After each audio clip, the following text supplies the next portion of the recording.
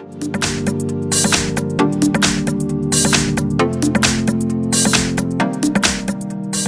I have HP Slate 6 VoiceTab, and let me show you how to change wallpaper on the following device. At the very beginning, let's start by using the home screen. Let's use here the apps icon.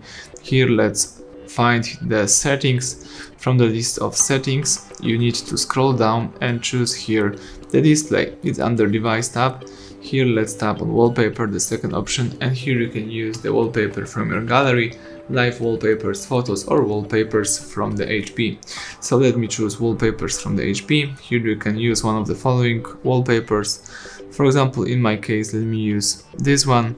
Let me tap set wallpaper, and now as you can see, you should see new wallpaper. So everything went well. Thank you for watching. Please subscribe our channel and leave thumbs up under the video.